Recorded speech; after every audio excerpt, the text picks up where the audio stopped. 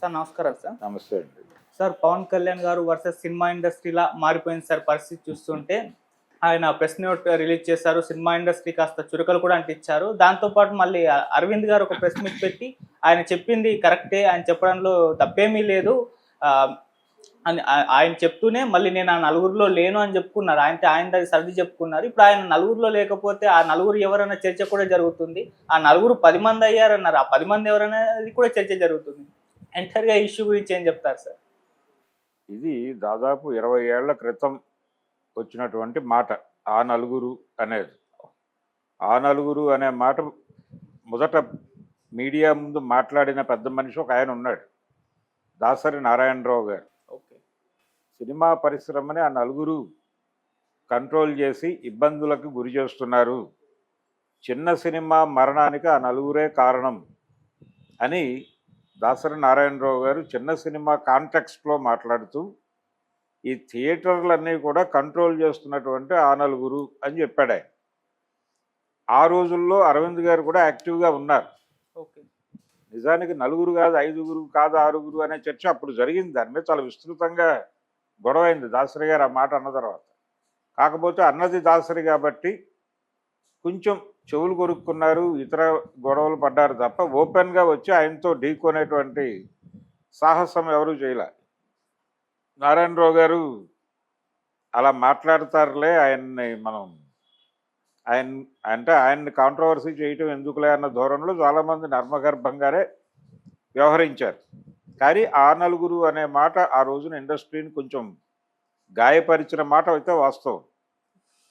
ఇలా జరిగినప్పుడు అంటే అప్పుడు అరవింద్ గారు ఉన్నాడు, సురేష్ బాబు గారు ఉన్నారు, వీళ్ళందరూ ఉన్నారు, సీన్లో యాక్టివ్గా ఉన్నారు. అప్పుడు యాక్టివ్గా ఉన్నాను అనే మాట నిన్న ప్రెస్ మీట్లో అరవింద్ గారు కూడా యాక్సెప్ట్ చేశారు. ఆ తర్వాత ఆయన నెమ్మదిగా దీనిలో నుంచి బయటకు వచ్చేసాను అని చెప్పాడు క్లియర్గా. బయటకు వచ్చేసాను, ఇప్పుడు నా దగ్గర మహా ఉంటే 15 థియేటర్లు ఉన్నాయేమో గట్టిగా అన్నాడు. అంటే G3 అనే పేరుతో ఆయన కొన్ని ఏరియాల్లో కొన్ని థియేటర్స్, ఉదాహరణకు విజయవాడ రాజ్ యువరాజ్ ఆయన కంట్రోల్లో ఉంది ఇప్పుడు. ఓకే. అలా కొన్ని థియేటర్స్ ఆ G3 అనేటువంటి ఎంబ్లం పేరుతో ఉన్న థియేటర్లన్నీ ఆయన కంట్రోల్లో ఉన్నాయి అంతవరకే. కానీ ఇప్పుడు అసలు విచిత్రంగా ఆ రోజున ఆయన ఆ నలుగురు అన్నప్పటి సీన్కి ఇప్పటి సన్నివేశానికి చాలా తేడా ఉంది. ఇప్పుడు ఆ నలుగురు అనే మాట కుదరదు. ఎందుకు కుదరదు అంటే ఇప్పుడు సింగిల్ స్క్రీన్ వాళ్ళ గొడవ ఇది. సింగిల్ స్క్రీన్ వాళ్ళు మేము చాలా తీవ్రమైన సమస్యల్లో ఉన్నాం, మా గురించి ఎవరు పట్టించుకోవడం లేదు, అందుకని మేము సమ్మెకి వెడతాం అన్నారు. ఈ సమ్మెకి ఎప్పుడు వెళ్తామన్నారు వాళ్ళు? జూన్ 1వ తారీఖు నుంచి సమ్మె అన్నారు. జూన్ నెలలోనే వీళ్ళు డేట్ అనౌన్స్ చేశారు. హరిహర వీరమల్లు డేట్ అనౌన్స్ చేసిన టైంలో వాంటెడ్గా ఎవరో ఈ థియేటర్ల సమ్మెకి పిలుపునిచ్చారు, దీని వెనకాల ఎవరో ఉన్నారు అని ఆంధ్రప్రదేశ్ సినిమాటోగ్రఫీ మంత్రి గారు అయినటువంటి కందుల దుర్గేష్ గారు ఆవేశపడ్డారు.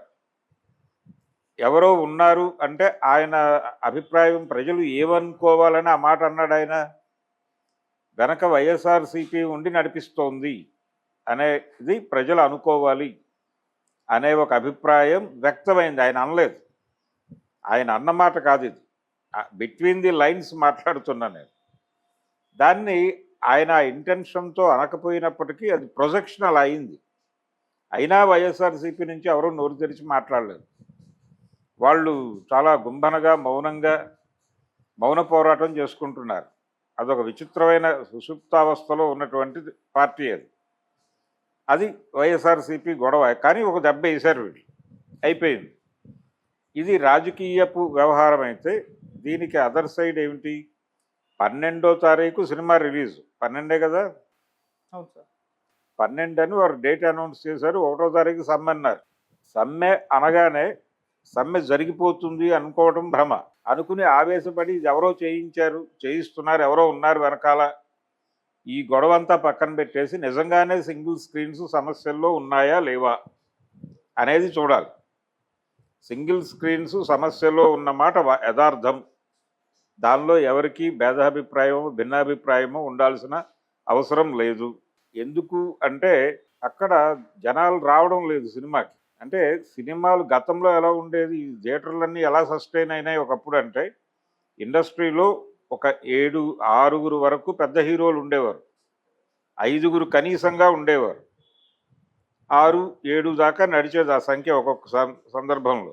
ఉమ్, ఈ 6, 7 లేకపోతే 5 హీరోలు వాళ్ళు సంవత్సరానికి ఒక్కొక్కళ్ళు కనీసం 4-17 సినిమాల వరకు చేసేవారు.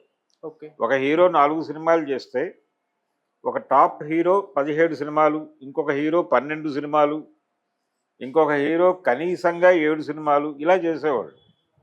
ఇలా జరగటం వల్ల ఏం జరిగేది, వీళ్ళ తర్వాత ద్వితీయ శ్రేణి హీరోలు ఉండేవాళ్ళు. ఎవరు? చంద్రమోహను, మురళీమోహను, ఈ ఈ బ్యాచ్. వీళ్ళు కూడా అదే పద్ధతిలో కనీసం 10-12 రిలీజులు ఉండేలాగా చూసుకునేవాళ్ళు. దీంతో ఏమయ్యేది, పెద్ద డైరెక్టర్లుగా పేరున్నటువంటి వాళ్ళ సినిమాలు వచ్చేవి.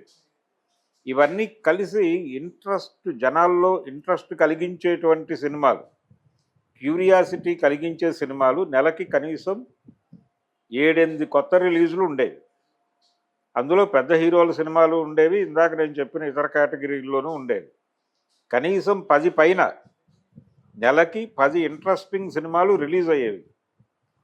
10 నుంచి పైన ఓకే. రిలీజ్ అవడంతో ఏమయ్యేది, ఎవరి వీక్ ఒక మంచి సినిమా ఉండేది. 4 వారాలే కదా మనకి, 4 శుక్రవారాలు. 4 శుక్రవారాలకి తగినన్ని సినిమాలు ఉండేవి. కొన్ని థియేటర్స్లో అంటే అప్పట్లో ఎలా ఉండేది, సింగిల్ స్క్రీన్ ఇచ్చేవాడు. ఒక ఊళ్ళో ఒక థియేటర్లో ఒక సినిమా ఉండేది. ఆ సినిమా చూడాలనుకునే వాళ్ళందరూ ఆ థియేటర్కే వెళ్ళేవారు. ఇది పెద్ద హీరో సినిమా, జనాల్లో క్యూరియాసిటీ ఉంటుంది అనుకుంటే 2 థియేటర్లు ఇచ్చేవాళ్ళు. హైదరాబాద్ లాంటి చోట్ల 4 థియేటర్లు ఇచ్చేవాళ్ళు.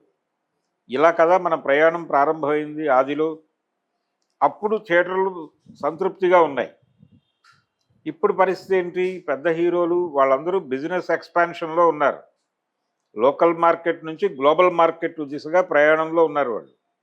క్వాలిటీ సినిమా, అలాగే ప్రజల్ని మెస్మరైజ్ చేసే సినిమా, థియేట్రికల్ ఎక్స్పీరియన్స్ ఇచ్చే సినిమా అనే పేరుతో రకరకాల విన్యాసాలు చేస్తూ ఒక్కొక్క హీరో తన సినిమాని కనీసంగా 1.5 ఇయర్లో ఒక సినిమా పూర్తి చేయటం అనేది గొప్ప విషయం. అడవిరాముడు అనే సినిమా ఆ రోజుల్లో ఆ సినిమా తీయటానికి పట్టిన టైం ఎంత, షూట్కి పట్టిన టైమే 2 నుంచి 3 నెలలు అని రాఘవేంద్రరావు గారు ఇప్పటికీ చెప్తాడు. 50 రోజులు పైన, 50 నుంచి 60 రోజుల్లో షూట్ కంప్లీట్ చేసుకుని వచ్చారు. అన్ని సినిమాలు అంతే. దారవేరు సూరకర్ణకి పట్టిన టైం కూడా అదే. కాబట్టి 3 నెలల్లో సినిమాలు తీసేవాళ్ళు. 3 నెలలు నుంచి 4 నెలలు, 5 నెలలకు వెళ్తే అసలు అది బీభత్సం అయిపోయినట్టుగా భావించేవారు. అలాంటిది 1.5 ఇయర్ కనీసంగా. పుష్పకైతే 3 ఏళ్ళు పట్టింది. మరి ఏం చేస్తున్నారు అక్కడ అనేది వేరే గొడవ. ఒక హీరో సినిమా 3 ఏళ్ళు గ్యాప్లో రిలీజ్ అవటం అనేది మనం చూసాం. ఇది ప్రభాస్కి కూడా జరిగింది. ఇప్పుడు ప్రతి హీరో కూడా కనీసం సంవత్సరానికి 2 రిలీజులు పెట్టుకుందాం అనుకుని ప్రకటించినా కుదరని పరిస్థితి ఉంది. రెండోది, సీక్వెల్ సినిమాల మీద కథ నడుస్తోంది. అవును. ఇదంతా కూడా మార్కెట్ గొడవ. ఈ ఎకనామిక్స్లోకి ఇండస్ట్రీ వెళ్ళిపోయిన తర్వాత బిగ్ హీరోల నుంచి సినిమాలు రావడం తగ్గింది.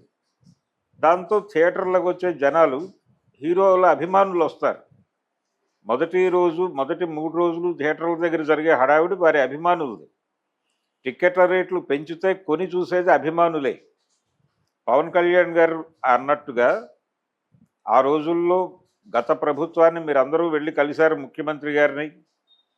మొన్న చంద్రబాబు గారిని కలిశారా మీరు అని నిలదీశాడు ఆయన. On behalf of Chandrababu Naidu నిలదీశాడు, బాగానే ఉంది.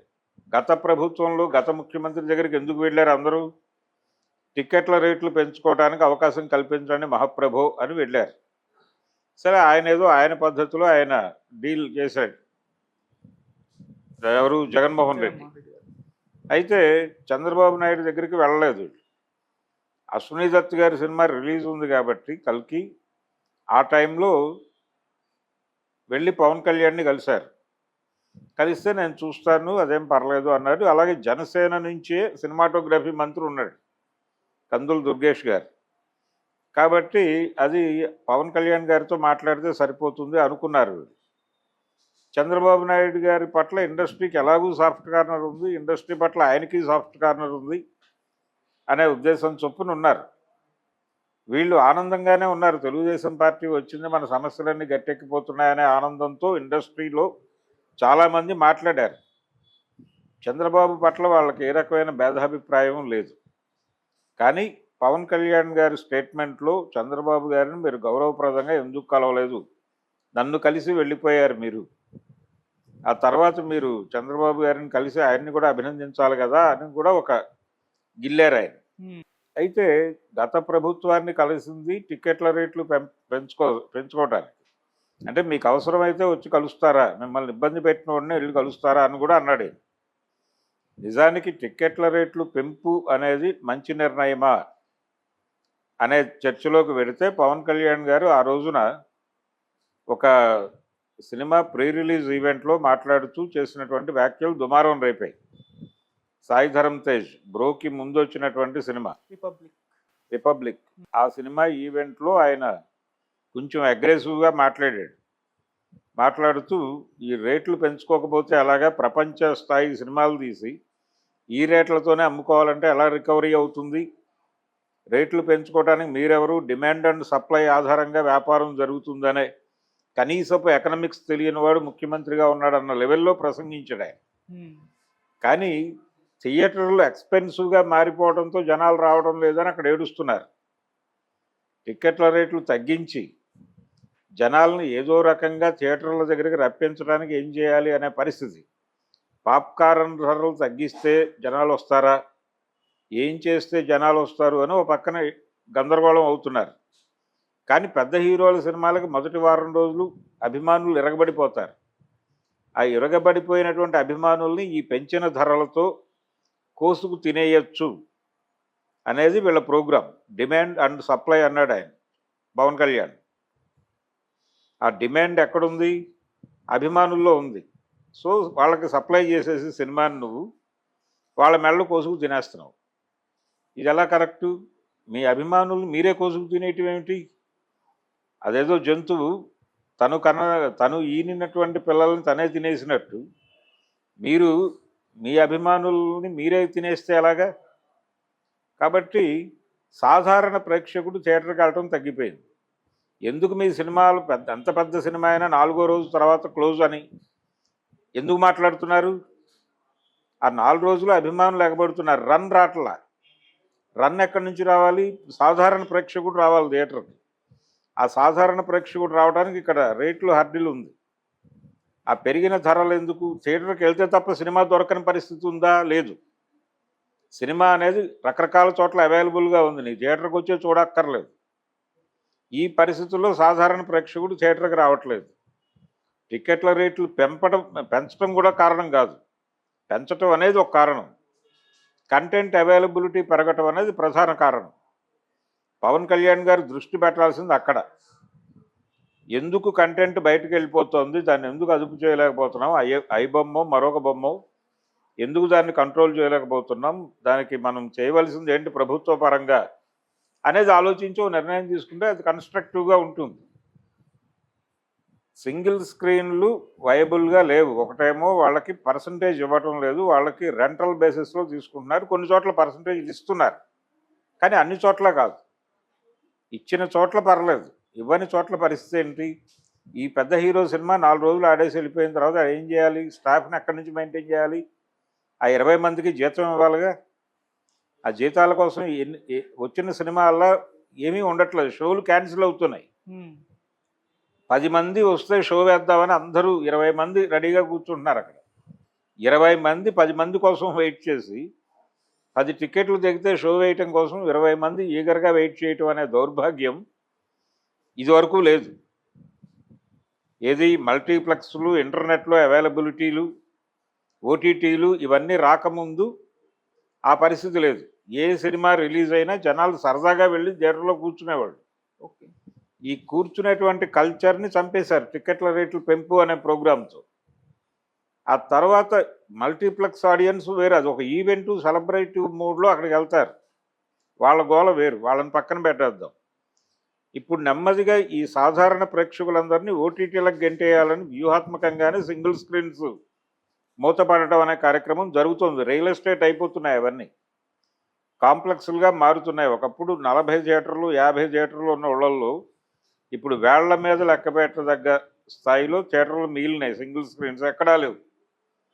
సింగిల్ స్క్రీన్స్ గట్టిగా 5-6 కంటే ఎక్కడా లేవు. హైదరాబాదులో కూడా, హైదరాబాద్లో ఆర్టీసీ క్రాస్ రోడ్స్లో ఎన్ని థియేటర్లు వెళ్ళిపోయినాయి? ఓడియన్ 3 వెళ్ళిపోయినాయి కదా. ఈ పక్కన సుదర్శన్ లేదు కదా, ఇప్పుడు సంధ్యా థియేటర్ ఉంది. అలాగే దాని ఎదుర్కొండా పాత సంగం థియేటర్ ఉండేది, మయూరి, అది ఇప్పుడు లేదు. ఆ పక్కన సప్తగిరి ఆడుతోంది. వెంకటేశ వెళ్ళిపోయింది, ఆ 2 థియేటర్లు వెళ్ళిపోయినాయి. దీపక్ మూతపడిపోయింది. ఏమిటి పరిస్థితి? ఇప్పుడు అక్కడ 2 మల్టీప్లెక్స్లు వస్తున్నాయి. ఓడియన్లో మల్టీప్లెక్స్ వస్తుంది అంటున్నారు, వస్తుందో రాదో తెలియదు. అలాగే ఇంకొక చోట ఇప్పుడు సుదర్శన్ 70mm ఏరియాలో ఒక మల్టీప్లెక్స్ వస్తుందని అంటున్నారు, వచ్చే వరకు గ్యారంటీ లేదు. కాబట్టి సింగిల్ స్క్రీన్స్ దశ అయిపోయింది అని అందరూ ఫిక్స్ అయిపోయారు.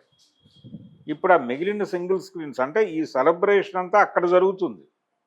అభిమానుల కోలాహలము, హడావిడి ఇవన్నీ కూడా అవి కట్టుకోవటం, బ్యానర్లు కట్టుకోవటం, కటౌట్లు కట్టుకోవటం, వాటికి పాలాభిషేకాలు చేసుకోవడానికి సింగిల్ స్క్రీన్ ఉండాలి.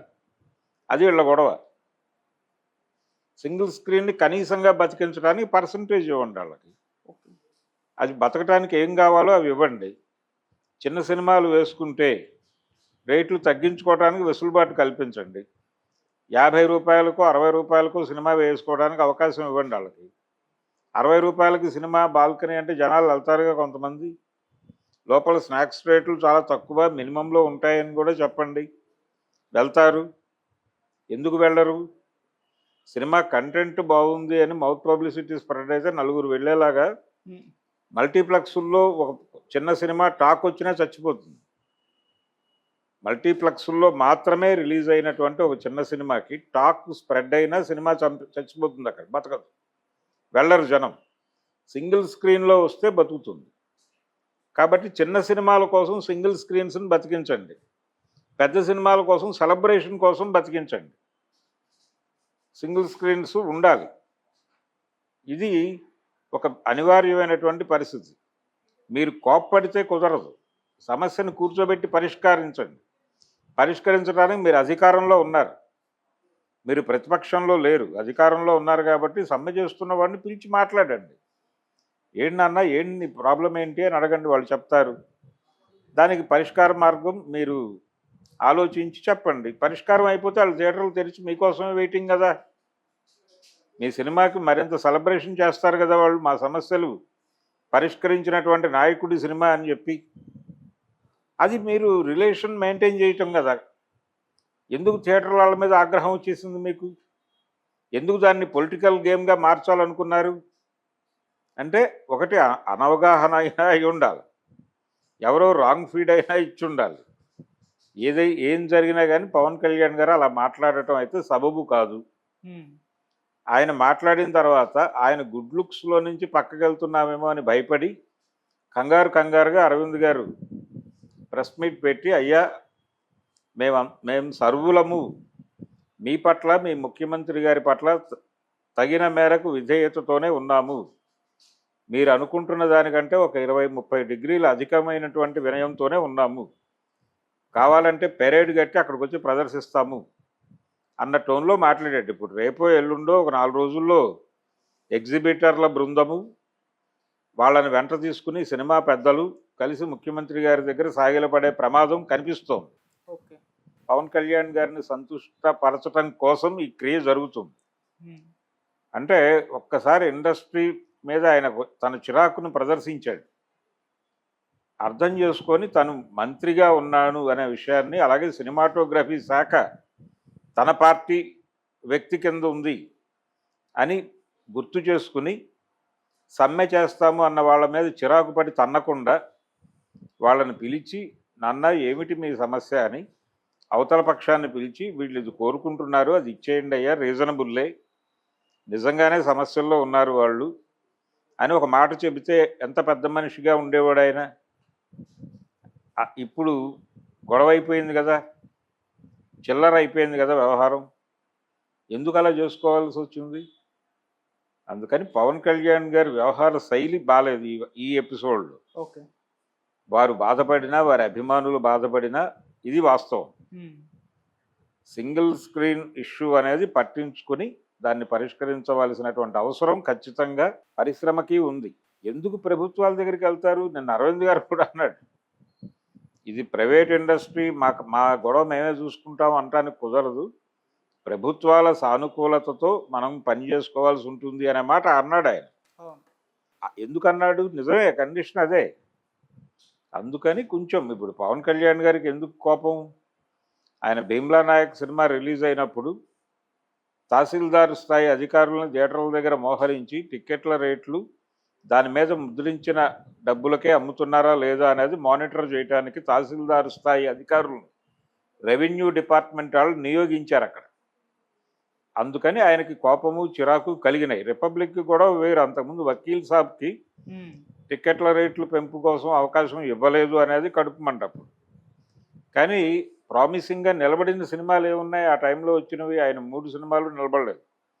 వకీల్ సాబ్ కొంత నిలబడింది, కానీ ఆ తర్వాత వచ్చిన ఏ సినిమా కూడా, ఇప్పుడు భీమ్లా నాయక్ కావచ్చు, బ్రో కావచ్చు, అవి రెండూ కూడా మాట నిలబెట్టుకున్న సినిమాలుగా లేవు కదా. ఇది కండిషన్. అందుకని ఆయన రిలీజ్ అవబోతున్న సినిమా పెద్ద హిట్ కావాలని కోరుకుందాం. ఓకే. మరో ఇండస్ట్రీ హిట్ కొట్టాలి పవన్ కళ్యాణ్ ఖుషీ లెవెల్లో అనే కోరుకుందాం. ఏం రత్నం గారు దాదాపు 4.5 సంవత్సరాల కష్టం ఉందని వెనకాల. ఆయనకు ఒక గౌరవప్రదమైనటువంటి ఆర్థికంగా ఒక ఓదార్పునివ్వాలి ఈ సినిమా అని కోరుకోవడంలో తప్పేం లేదు. ఓకే. కానీ అదే సమయంలో మిగిలిన వాళ్ళని గాయపరిచే హక్కు మీకు ఎవరు ఇవ్వలేదు. మీరు తొందరపడి గబగబా ప్రకటనలు చేయొద్దు. తెలుగుదేశం పార్టీతోనే పరిశ్రమ ఉంది. చంద్రబాబు నాయుడు గారినే నాయకుడిగా వాళ్ళు భావిస్తున్నారు ఇండస్ట్రీ పెద్దలు. అందుకని వాళ్ళేదో వ్యతిరేకంగా ఉన్నారు, చంద్రబాబుని అగౌరవపరిచారు, ఇదంతా అనుకోకుండా వచ్చేసిన స్పాంటేనియస్ ఆవేశంలో నుంచి, ఇరిటేషన్లో నుంచి వచ్చిన మాటలు. పొలిటికల్ స్టేట్మెంట్ ఇచ్చేటప్పుడు ఇరిటేషన్ మాటలు మాట్లాడకూడదు. ఓకే. పవన్ కళ్యాణ్ గారు కొంచెం ఆలోచించి, ఆయన చాలా సందర్భాల్లో దూకుతాడు. అలాగే సనాతన ధర్మం అనగానే ఆయన ఒక 7-8 పద్ధతుల్లో వైబ్రేట్ అయిపోయి మాట్లాడాడు. అలాగే ఆ ప్రాయశ్చిత్త దీక్ష సందర్భంగా తిరుమలలో వారి ప్రసంగం, అది ఎమోషనల్గా, గందరగోళంగా, రకరకాలుగా నడిచింది. ప్రతి పదార్థము అని మనకు ఒక పాత ఇది ఉంది. ప్రతి పదానికి అర్థం చెప్పి వక్రీకరించి ఓడించడానికి అవకాశం కల్పించే పద్ధతులు పొలిటికల్ స్టేట్మెంట్లు ఇవ్వకూడదు. అది తెలుసుకోవాలి. Okay sir, thank you so much. Thank you.